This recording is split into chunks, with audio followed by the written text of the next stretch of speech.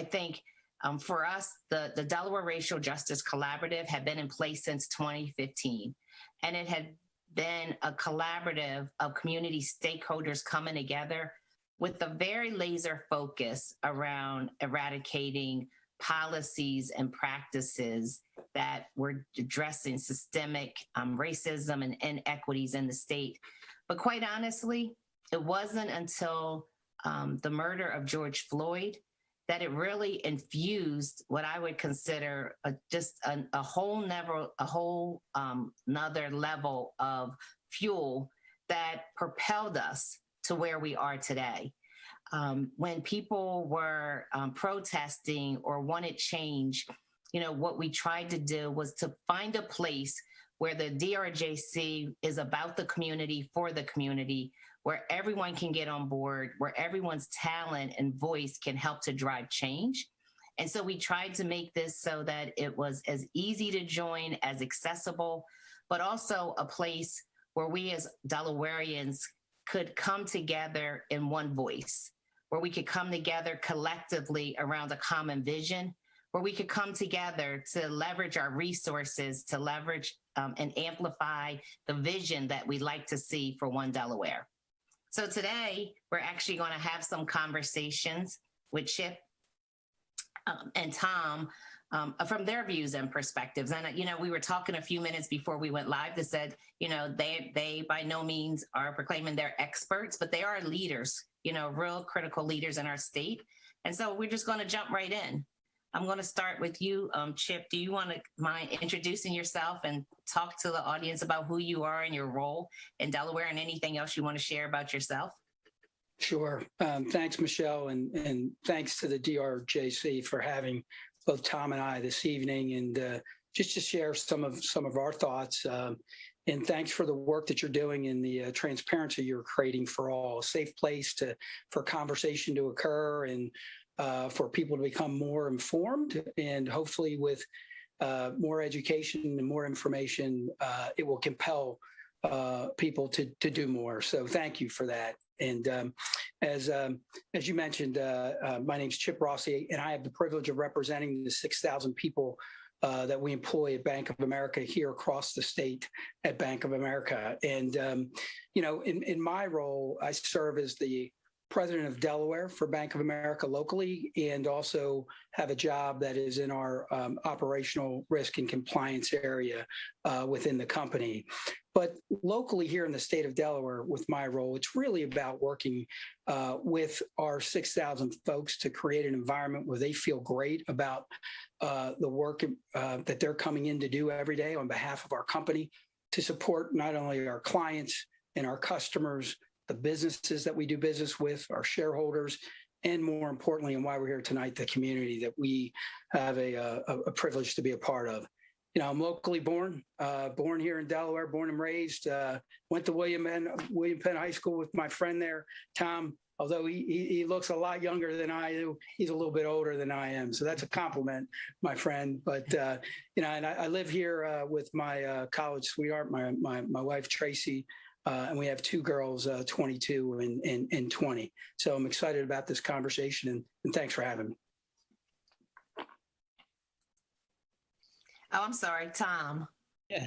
Well, hello, Michelle, and hi, everyone out in the audience today. I echo Chip's gratitude for the invitation this evening and for all that you are doing with the United Way and with the DRJC to keep this dialogue going, because I believe that that is what will keep the momentum that we so desperately need. And if we're being honest with ourselves, things have slowed down a little bit in the past year. And so we need to keep these conversations going. Yes, I said to Michelle, I'm certainly not an expert on this topic, but I do learn something every time I have one of these conversations, which is why I always say yes. And I certainly always say yes when I get a chance to partner with my longtime friend, Chip. So thanks again for having us. Yes, born in Wilmington, raised in Newcastle, as Chip said, graduated from William Penn High School 1 year before he did, and also graduated from the University of Delaware. I'm a 33-year Delaware banker. I'm in my 10th year with JP Morgan Chase. I serve as the Chief Operating Officer of our credit card business, and I lead customer service for all of the Chase products. And importantly, I also serve as the Delaware market leader and have the privilege of representing our 11,000 employees in the state. A lot of the same things Chip described, I'm very focused on. How do we create an environment in our company where people want to work? We recognize our responsibility as one of the largest employers in the state to be a good and strong corporate citizen. And my opinion is that as one of the largest employers in the state, so too should be our impact as a corporate citizen. And so we're very committed to that. And certainly this is a part of it in furthering this dialogue and more importantly, the action around justice in the state. So thank you again for the invitation, Michelle. And Chip, it's great to partner with you once again.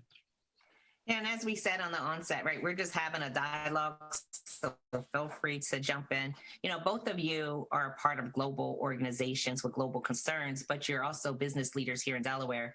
When you think about diversity, equity, inclusion, and social justice within the context of Delaware, what do you think is the biggest opportunity right now for us to advance this effort in our local community? And what do you see as our biggest barrier? Well, I'll just jump in. Chip, I think first we have to face the fact that we have an existential problem in this company that is the growing economic inequality that was exacerbated greatly by the pandemic. And that's a national problem, obviously, but we're focused on Delaware tonight. And so I think importantly, companies, and we're talking about the corporate community here tonight, have to recognize that everyone should care about that and everyone has a role to play, but we won't make the progress that we need to make, and we certainly won't make it fast enough if corporations aren't playing their part and involved in the solutions. And so we at JPMorgan Chase take that responsibility very, very seriously. And, you know, we all have to acknowledge the long-standing structural issues that you talked about, Michelle, whether it's education, opportunity, employment, those kind of things. And individuals can't do it alone. Corporations have to play a part in that. This is probably an answer to many questions we'll get to. I think maybe the biggest barrier we have on this topic is what I would just call the 80-20 rule. Like, we always have 20% of the people doing 80 or more percent of the work on this topic. And it's going to be really hard to move it at the pace we need it to unless we get more people involved, more people, more companies, more people within companies. I think that's the biggest barrier. And you know who the people are and who the companies are because they're the same ones that they always are. And so I think what we need to do is, and you're doing it through the DRJC as an example, is pull together more collaboratives like this that are going to help us solve problems. Yeah.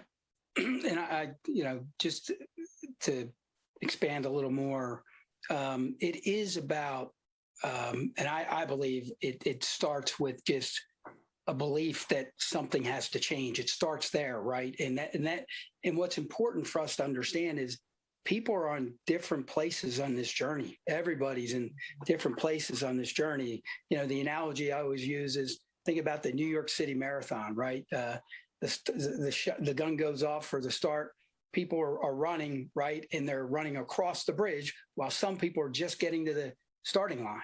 And on this journey, people are in different places. And I think it's important for all of us to understand that. But as leaders and as corporate leaders, it's important to have discussions in your companies, regardless of the size, because you have a diverse work group, whether it's experiences, color, religion, sexual orientation, it doesn't matter. It's diverse, and people within your organization need a safe space to have conversations. Now, here's the key. You got to be willing to listen and understand. And look, I mean, it's just, that's part of what needs to happen. It's got to start with that.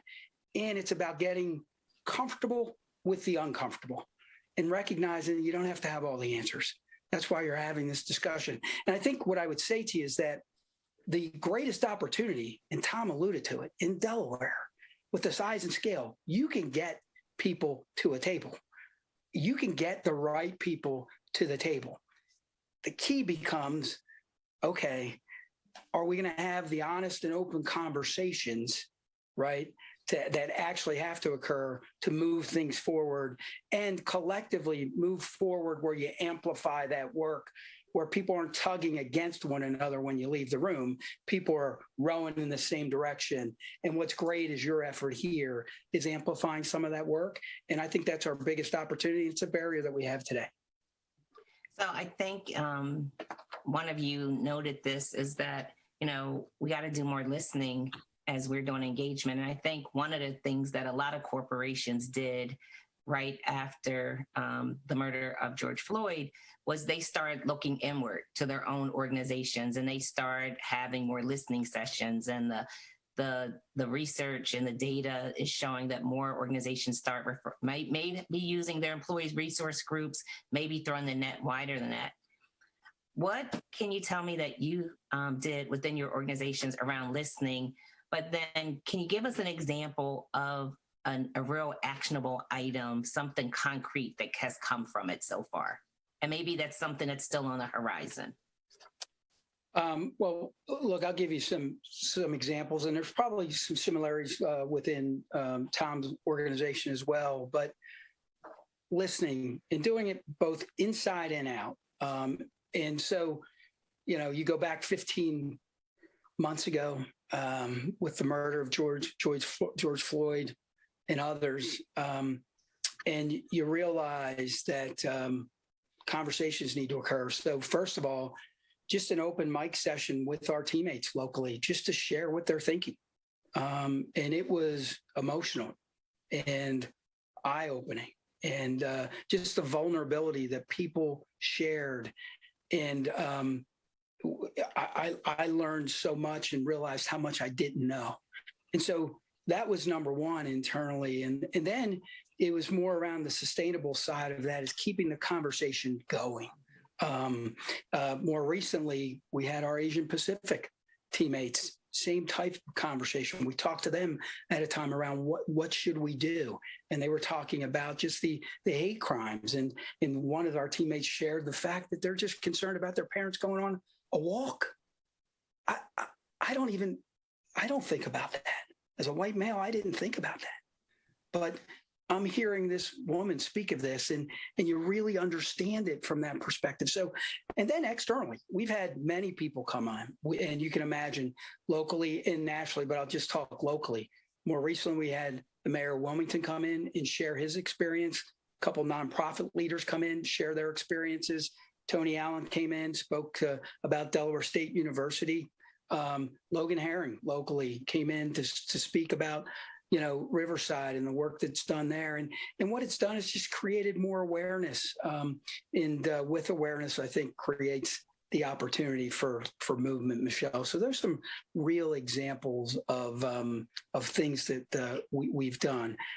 What I will tell you is through those listening sessions, what we've realized, a real practical example is you learn about the fact that there are a lot of small business owners that are minority owners that need help. They need capital to run their business, right? And so from that standpoint, one of the things we did is we push capital locally to True Access Capital with Vance, and Hampton and the team there. And we've done some things broadly nationally. So that's just an example of something practically that we did as a result of some of the feedback and discussions we've heard. So, Tom.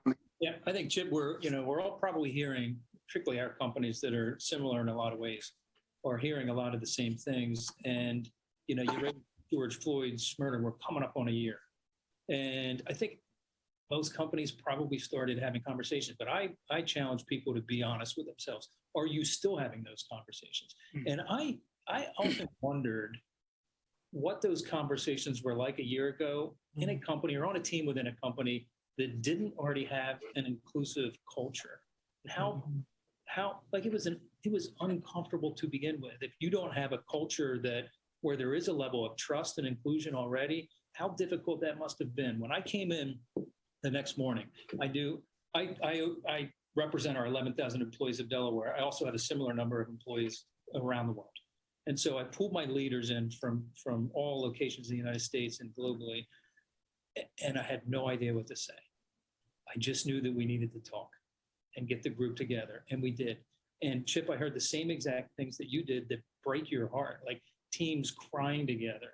And an executive director on my team in San Antonio, who said he has to wear a reflective jacket when he runs in his own neighborhood for protection, or for awareness that he's jogging in San Antonio, Texas. And we've kept the conversations going, Michelle, and believe it or not, they're called Real Talk as well. We branded it that a year ago. But we've kept them alive. We do them every 2 weeks, and we are still learning from each other. And we change the topics. We have a different person leading it every week, so it's not always the same people. And we've really kept that dialogue going. I'll give you a really eye-opening example for me that I learned in one of these Real Talk sessions. It somehow came up that many of the people that are on my team are customer service representatives who speak to our customers hundreds of thousands of times a day. And it came up in one of these settings how poorly they are sometimes treated when the customer realizes they're Black. And so this shocked me, because I asked, well, why haven't you ever brought that to my attention before? And these are my words, but they had just become desensitized to it. And I was oblivious to it. And so they brought it to our attention. We dug into it. Sure enough, there are examples of that kind of behavior from customers. We got rid of the customers. And we put a policy in place that said, not only do you not have to tolerate that kind of treatment, we don't want you to. Bring it to our attention, and we will fire that customer. Whether they have $10 in our account or $1 million in our account, we will fire that customer if they treat you that way. And so it's a little bit of walking the talk. Like after, you came in and you had that conversation with your team after George Floyd's murder, everybody was nodding their head, yeah, I want to do more. But people need to be honest with themselves, and companies need to be honest with themselves. Have you? What did you truly do? And are you still doing it? But it was time. It was high time that we had those conversations. But Michelle, I would just say to that point, we call them courageous conversations, but regardless of the size of the company, just having the conversations are just critically important. It'll be uncomfortable initially, and it still is today, but it's okay. But it starts with just having the courage to do it. Well, this was going to lead earlier to a point you made, but as a connection. So if we need more companies, so take your 80-20 rule, right? You got 20% of the leaders or organizations that's leading the work, and the other 80 still sitting on the sideline or doing minimal. And if we need more people in the camp to move the needle in a big way, how do we get more leaders? How do we change that equation? I think I doubt that there are a bunch of leaders that just don't want to help.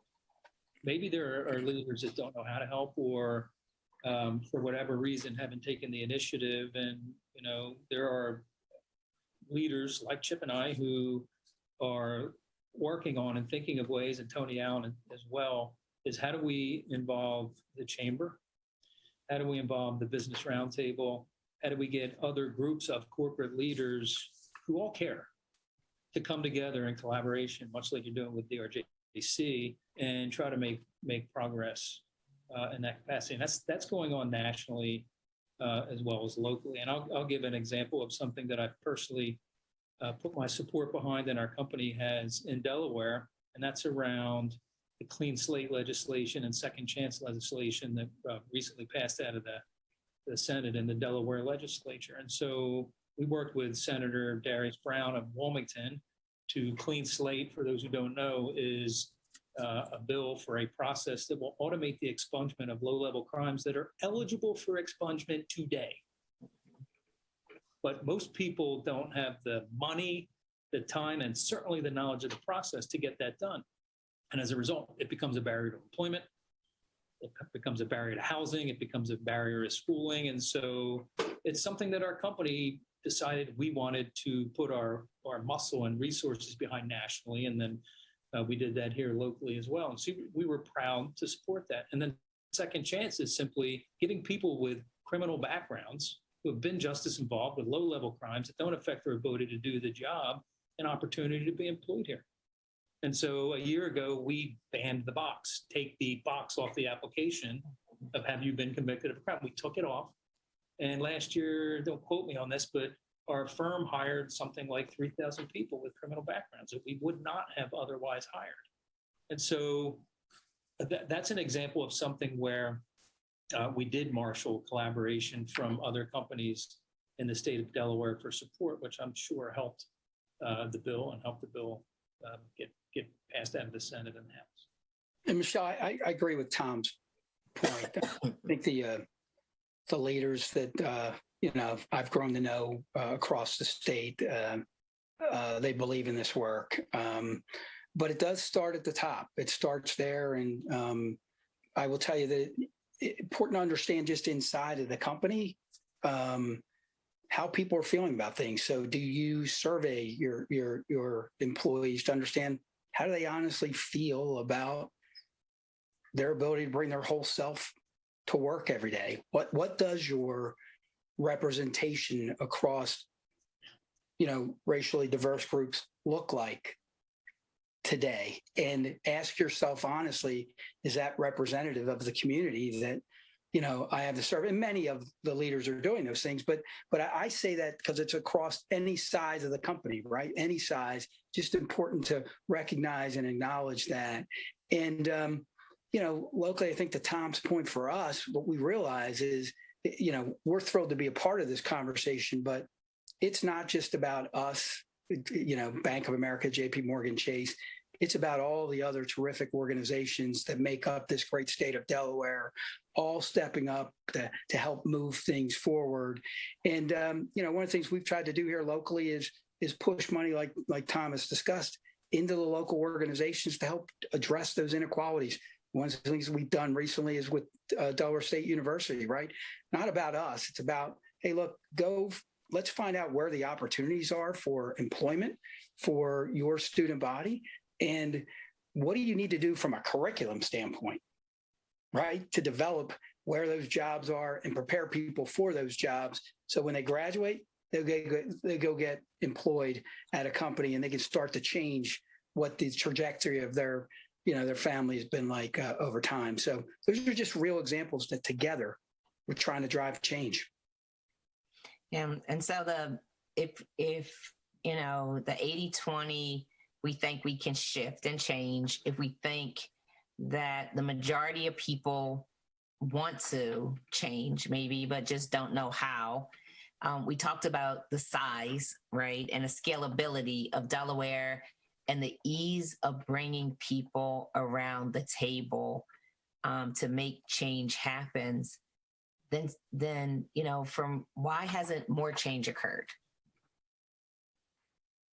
I think there's a couple things. Look, this is my perspective from the standpoint of, I think you go from, I'm going to call it guardrail to guardrail, right? You have a view that's here, or the goalpost, and you have a view that's here. And somewhere in between lies what practically can get done. And I think, to your point, that's what needs to happen, is the practical one. It's about being open-minded enough to listen.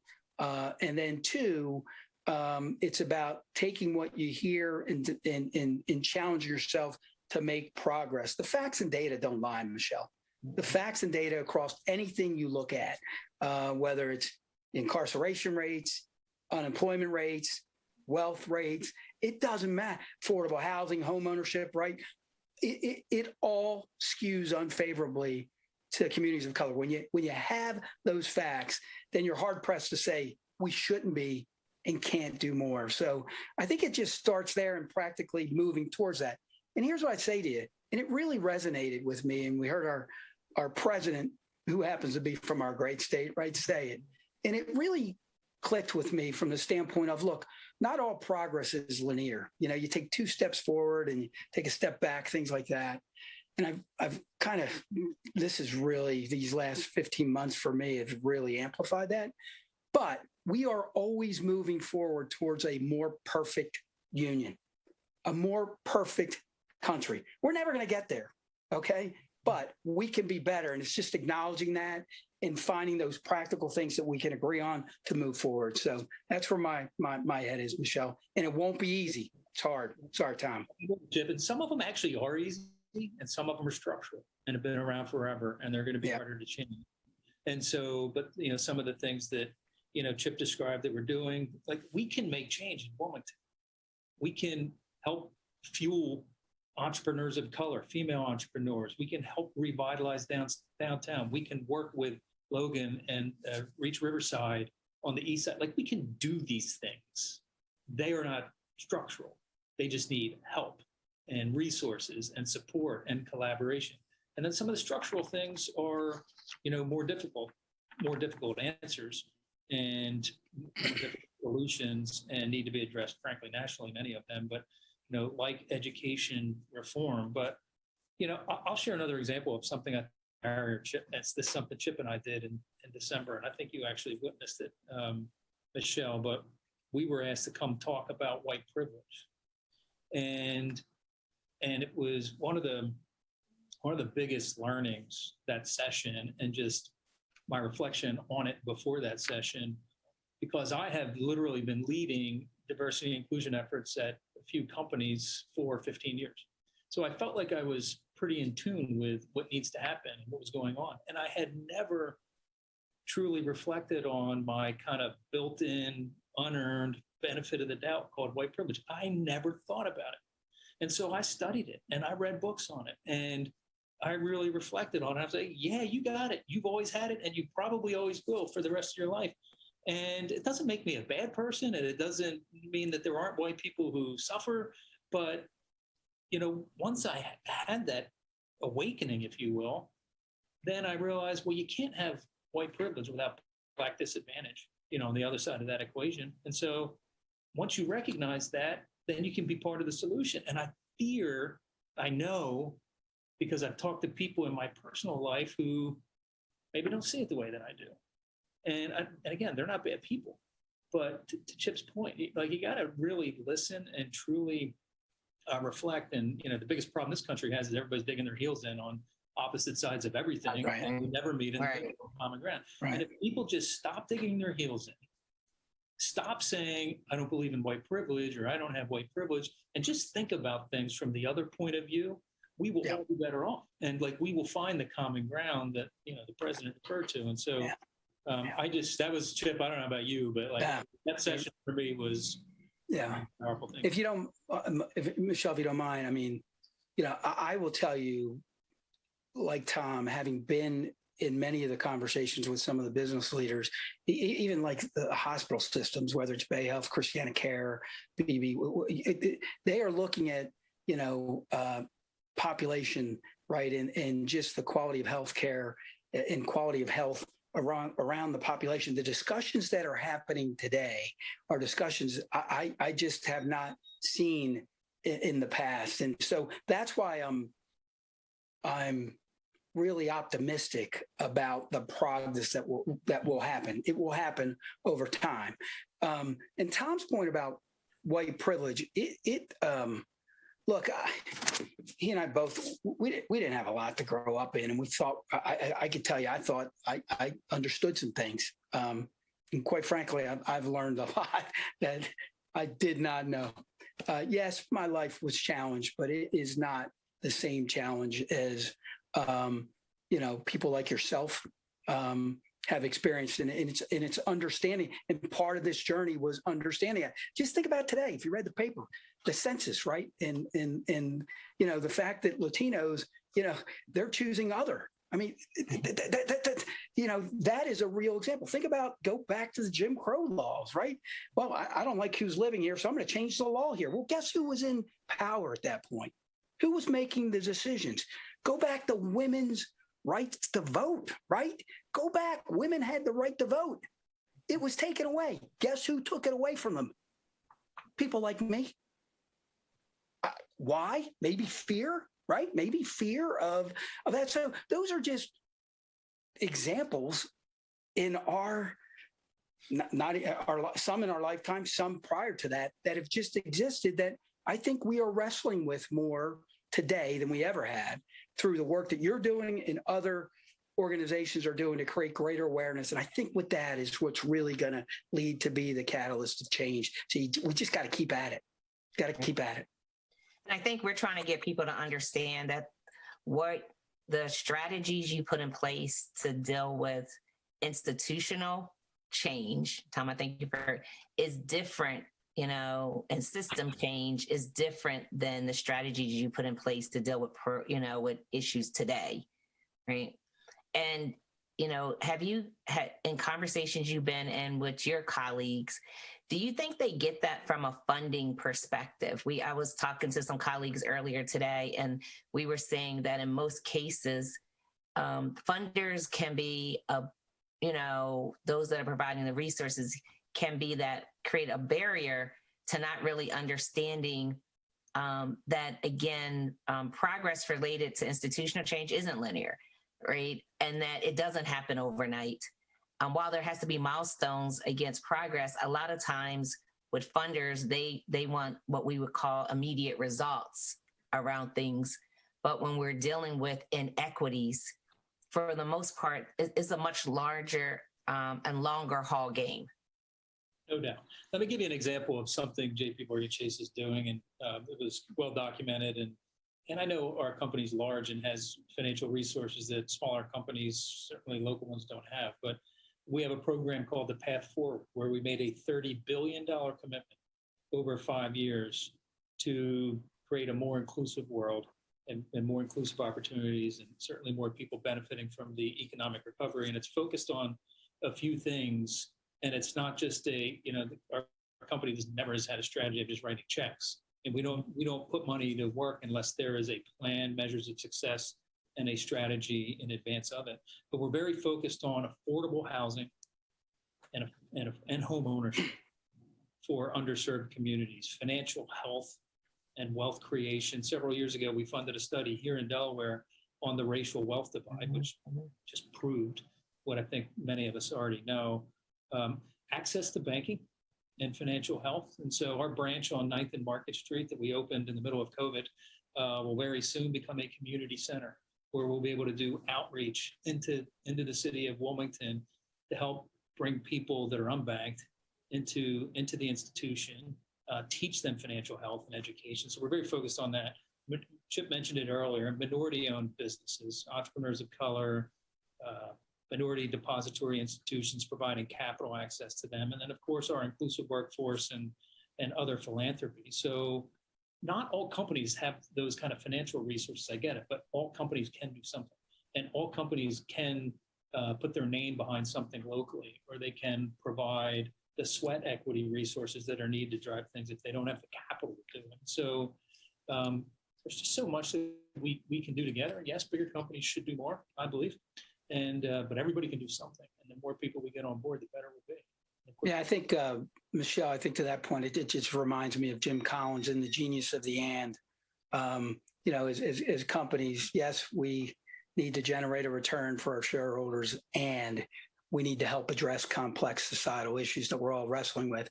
And, similar to Tom, for us, it's been about affordable housing. It is about healthcare and PPE and access to that, job skilling and upskilling of folks, and then small business in support of those things.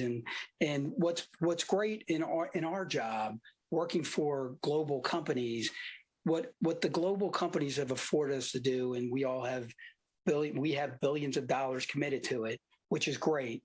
But the reality of it is not only globally, what we're able to do is take that to the local level and understand what the local needs are, and then push those dollars, push those resources, volunteerism, board memberships, all of those things, just push all of those to where the greatest need is in support of those themes. And that's what's exciting. And that's a responsibility that we have. as a company here doing business here.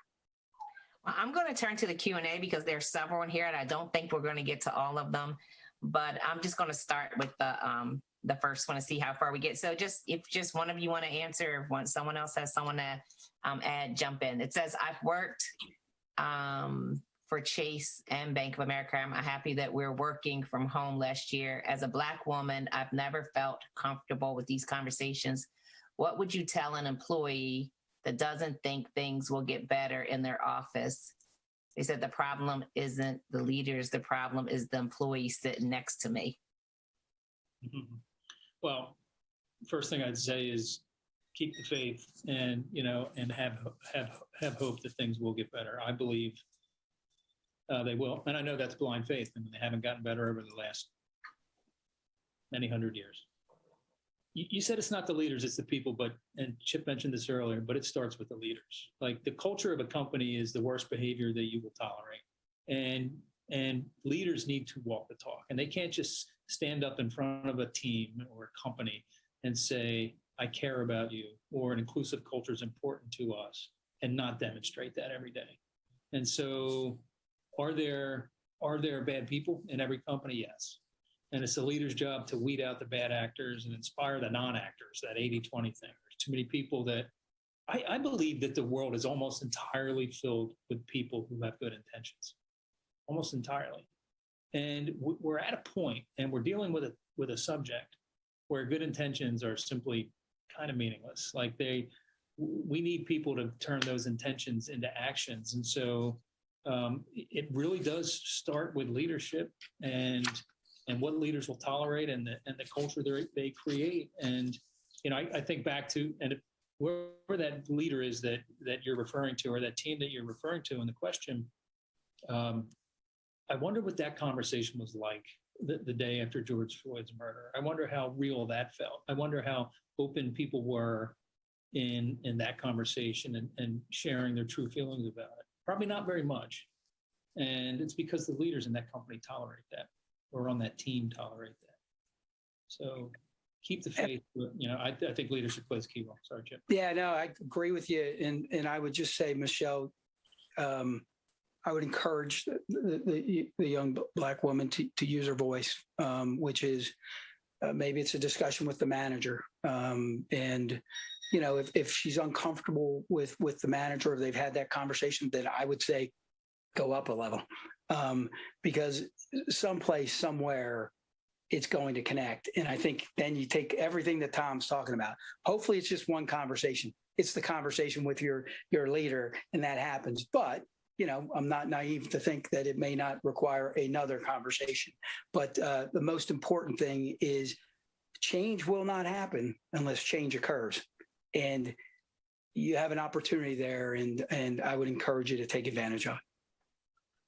It says, since the majority of Delaware employers and employees work not in large corporations, but closely held business throughout the state, how can we leverage your resources and provide them with the tools so that they can start leaning in on the DE&I issues? So, saying how can more medium, small size businesses leverage your learnings and the research you have to help to lean in more? I will tell you that I am happy to speak with anybody about it. chip.rossi@bofa.com. Send me a note, and I'm happy to have a conversation. Yeah, ditto. And I know we've actually talked about that, Michelle. Corporations can help, but so can organizations like the United Way, in terms of providing resources that small companies can use to, create training programs that big companies like Chip and mine have the luxury of being able to create and even, buy whatever. We have some really great training. A couple that come to mind are, one is called Journey to Inclusive Teams, and another one is You Belong Here. And they're all around inclusion and all around identifying unconscious bias. So we created them. And I get that smaller companies might not have the resources to do so. And so we've talked about internally, how do we make programs like that available to our small clients? And why not make it available to small companies in the community? So maybe that's something Chip and I can take away. And it's really a good thought. I think the other piece is and and I'm going to call him out, but if Mike Caranta's on the line at the chamber, okay, you just heard some feedback, which is as important to 90% of your members. So that's a great opportunity to have some of those conversations. So it's good. It says, as a leader, how do you bring everybody along and ensure people, specifically they put white males, don't feel left out in this equity journey? Listen, I think from my perspective, and look, I'll just share this, which is, and this isn't going to be rocket science. It's probably very repetitive, but it's keeping the conversation going. I just keep thinking about the fact of where I was on this journey 15 months ago and recognizing the fact that people are just coming along on the journey. That's just the reality of it. And I just go back to the fact that time and time again, having that conversation, you connect with one other person, you get a note after the conversation that you had, whether it's externally, internally, whatever it might be, saying this was really meaningful, it really connected, I'm going to do X or Y. That's what happens. And you just got to keep at it from that standpoint. And look, I think from, a white male standpoint, you got to realize that, whether you're thinking about roles in a company, look, the most talented people are going to go into roles. That's what you're going to do. However, you have to acknowledge the fact, and it starts with measuring it. What does your representation look like today? And the reality of it is if you're committed to representation that looks like the communities you serve, and you're honest with yourself, and you look at that across all levels, there's probably an opportunity to improve those things. And so I don't think people get left behind. I think it's just a matter of there's work to be done to ensure you have, representation that is reflective of the communities you serve. Yeah. And, one of the most important points about that question is we're not going to make the change we've been talking about for the last hour without white males. I mean, let's face it, white males are in most of the leadership roles in this country. And they need to be the ones driving the change. You just have to. And so if there are, and yes, an inclusive culture makes everyone feel inclusive. We're not just talking about minorities. Maybe the white males that are worried that, we're not talking about them are the ones that need to step back. It's a bit like the white privilege conversation that Chip and I had. Maybe need to step back and think about, well, maybe things are different. Maybe I've never really felt like the only one in the room that looks like me. I had a Black woman who works for me. She's wonderful. And we just have these regular conversations. And she said, here's an example of what white privilege is. Do you think anybody's ever thought, Tom, that you got that job because of your color? Because I know people have thought that about me. This is a Black female. Mm-hmm. And so, the white males just need to, and I know it's not easy, but just need to be aware of that, be aware of the privilege that they have, and try to understand what it's like from the other side. So Juan, I know both of you said, I think that this is a priority for you banks, but they said, can the bank reach out to Black businesses to help them with business development, putting a business plan together, learn about business interruption insurance, developing better supplier networks, and how can the bank basically help them to better achieve their goals? Listen, I would tell you, and I think I can speak for Tom too. There's a lot of information online through our respective websites that you can access. That's one. If you want to learn a little bit there and have access to information. Two, we both have experts locally that can talk to you about those things. You just go into a financial center. We've got a small business banker that can talk about those things. Or three, if there's, I'd say True Access Capital is a great example locally that has a program focused on, small business entrepreneurs that does a lot of those things that I know both Chase and Bank of America has supported their efforts from that standpoint, from a community development financial institution standpoint. And the last thing I'd say is that feel comfortable again. I just say, feel comfortable to shoot me a note, or reach out to me directly, and I can push you in the right direction and get you the right person. And I'm sure Tom could do the same thing. So absolutely. Come into our community center on 9th Market if you're a small business owner, and we'll help. And a big piece of the $30 billion path forward commitment that we make is geared towards small businesses, entrepreneurs of color, a similar fund to True Access or Entrepreneurs of Color Fund, a $200 million commitment to middle market sized businesses, and a $350 million commitment to minority-owned small businesses. And so we're very focused on it. It's a very important part of all this. It's a very important part of closing the racial wealth divide. Right. You know, which I believe is the biggest problem we have facing in this country. Maybe you need look no further than the last year, and how this certain population got actually wealthier during the pandemic, and a certain population lost their jobs and struggled, and that divide grew. We've got to break the back of these things in order to close that divide, or things are not going to get better. And so that's why we're putting our financial resources to work the way that we are on things like we just described. Right. We were also talking about, I was talking to Governor Jack Markell, I think just yesterday, and we were talking about Stand By Me in the 10 of the program. And, you know, him and I were saying it's more too than just about helping individuals and businesses. As people of color, we're generally not taught, right, and myself included, about what, not just wealth creation, but, you know, it's not about having good credit or just about having increasing my credit score, savings, reducing debt. Is really about how do we pass along a legacy of wealth, right? That tends not to happen, right? When you're thinking about real wealth. And so that's kind of, again, the culture, the long-term, the institutional change. The question was, if both of us, him and I, were sitting here 10 years from now, what would we want to see different to come out of this? And we've said we would actually hope that there would be a lot more of wealth creation and retention, meaning that we, more people of color, are both educated and have the resources to pass along to their next generation. And listen. Oh, go ahead, Tom. Go ahead. The number one way people do that, create wealth and pass it on, is through home ownership. Mm-hmm. The lion's share of our $30 billion commitment is geared towards that: affordable housing and home ownership in underserved communities, providing closing costs for people who don't have that money to settle on a home loan. So I couldn't agree with you more, but it starts with home ownership. Right. Yep, so. Yeah, I agree with that. Home ownership. I mean, you know, we have, for us, it's a grant program and down payment assistance. We had $5 billion. It's $15 billion just in home ownership in communities of color and underserved communities that we're committing to.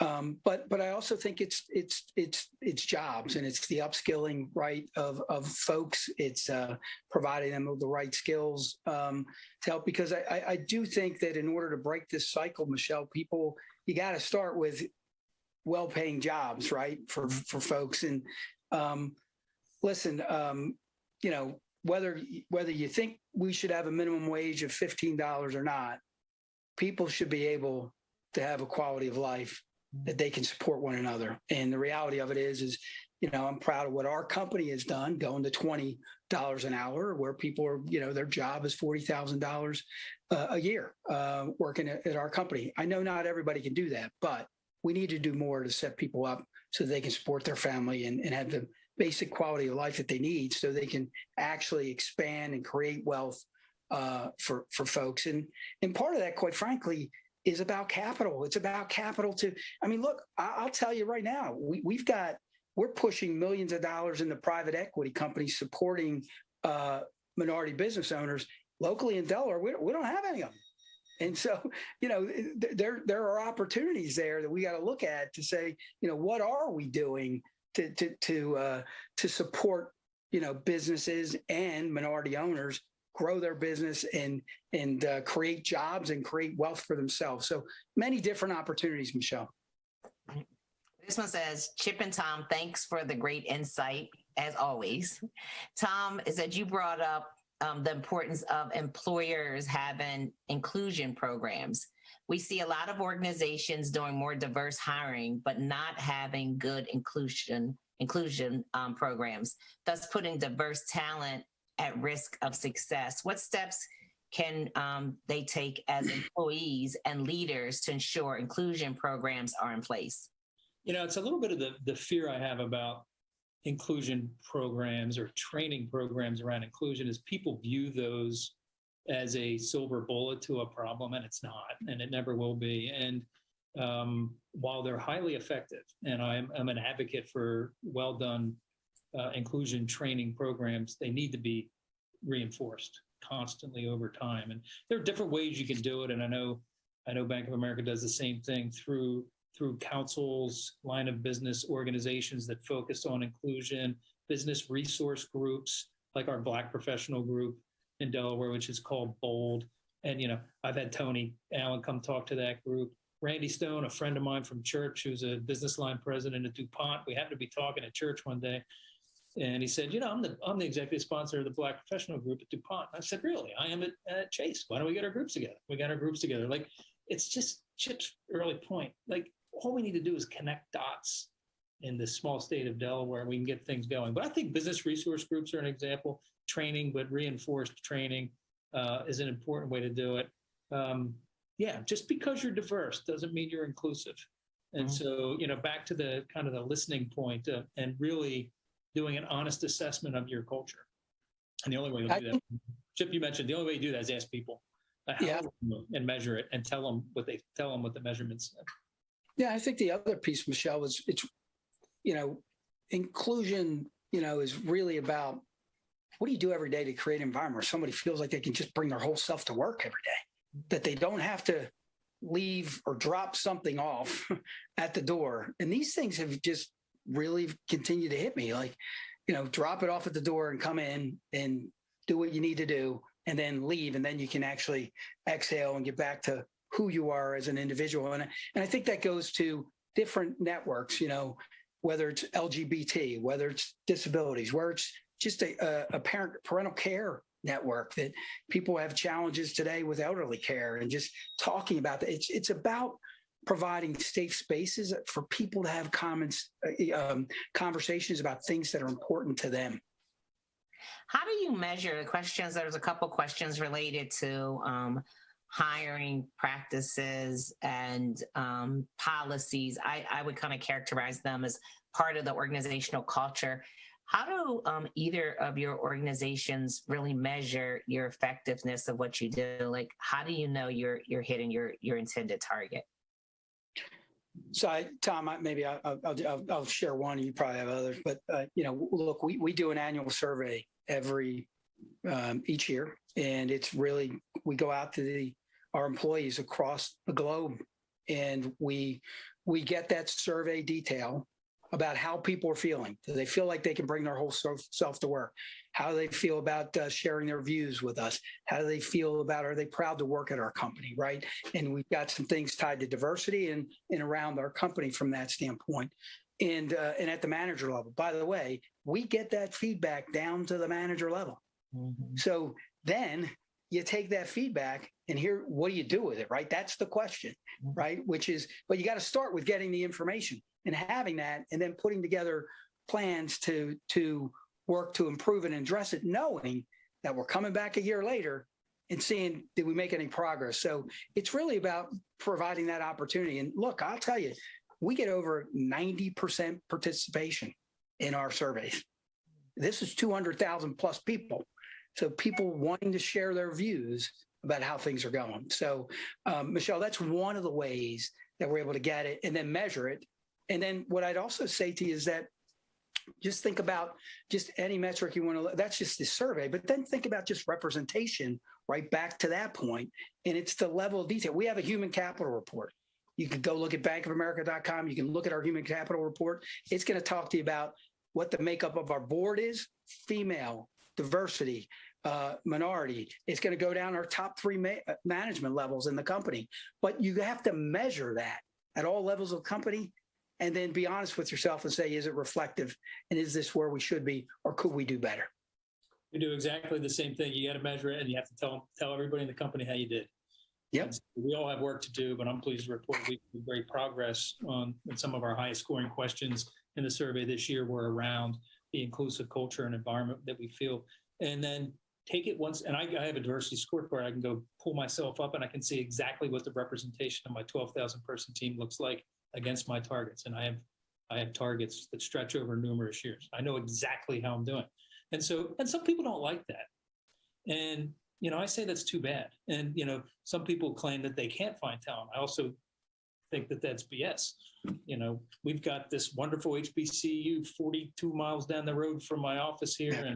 I think I heard that 350,000 graduates from HBCUs this year. And like the talent is there, but Chip, we take it one step further. You got to measure it. You got to measure how people feel. You got to measure what your representation looks like. You got to tell people how you're doing. And then we hold executives accountable. You know, Michelle, Tom and I, before we joined everybody this evening, right, we were talking about, I had my business review earlier today, and I think he had one as well. You know what the first topic of the agenda was? Let's take a look at what representation looks like. What's diversity and inclusion? What are you doing to cultivate the talent you have in your organization? And, you know, it starts at the top, and if that kind of cascades itself throughout the organization, it'll take hold. Right. So I know we're coming up on our last question. It says, are groups like the Delaware Business Roundtable, which is made up primarily of the CEOs and from our local companies, are they having these conversations as well? Absolutely. I can tell you, Janice Nevin, who's now leading the Delaware Business Roundtable, she put out her key priorities, and one of those priorities was around diversity and inclusion, and really getting more traction on that. So, listen, there's no question that that's happening from that standpoint. And you know, the reality of it is that you know, we're going to see progress. So, but Tom, I don't know if you want to share anything else. Yeah, I mean, your experience on the roundtable and as a former chair of the board of the chamber are much greater than mine. But as a current board member, I can tell you that we are having those conversations as well. And there is no better form, in my opinion, to drive this kind of conversation through all the businesses, small, medium, large, in the state of Delaware than to use those groups that already exist for us. And the conversations are happening. And there are some, you know, leaders who are helping us along with those. And, you know, I keep referring to Chip and my dear friend, Tony Allen, but, you know, he's kind of helped push the needle on some of this stuff, but it's up to other people to take that forward and make sure that things happen. But yeah, it's happening. And I think to Tom's point, Michelle, those people sitting around the state chamber table as well, the chair, go look at them. I can tell you that all those, they represent tens of thousands of people that are employed across this state, and these conversations are happening. And you'll know the names of those leaders. So, you know, there's momentum here. And I think that's what makes us feel optimistic about our future. Won't be easy, but we'll keep at it. Well, I want to thank both of you for joining us this evening and having real conversations with us. I want to thank you for being transparent and authentic, because that's you know, we're talking about being courageous. That's what we need to do in order to make progress. As you both noted, I think some harder conversations still need to be had. But, you know, we got to consider this as progress in the making. And I don't know, do either of you have any closing thoughts before we close out? Well, it's progress in the making, but inertia will be to let it slow down and go on the back burner. And we all have to play our part in making sure that that doesn't happen. And, you know, Chip and I in leadership roles, and many leaders that are listening on this call, we have an obligation. If you have a platform to make positive change and you don't do it, then shame on you. And it's our responsibility to keep this going as leaders. Yeah, I think that, you know, there's a quote that comes to mind for me. You know, one of the quotes is a Dr. Seuss quote, right? Which says, you know, to the world, you may be a person, but to the person, you may be the world. And, you know, all of us can make a difference. Just listen, open up your heart, and we can do more, and we need to do more. And I am enthusiastic about what's ahead of us. So, Michelle, I just say thank you on behalf of Tom and I. Thank you for having us. It was a real pleasure to be with you. And, you know, I would just say to the group listening, just ask yourself, what can I do differently tomorrow to make an impact? And then go do it. And I'll just say this, right? You know, I think, Chip, when I had a conversation with you right out of the gate after the merger, you had both of your organizations were already partners with Delaware Racial Justice Collaborative. Your colleagues are rolling up their sleeves and lending their muscle and their voice in order to drive meaningful change.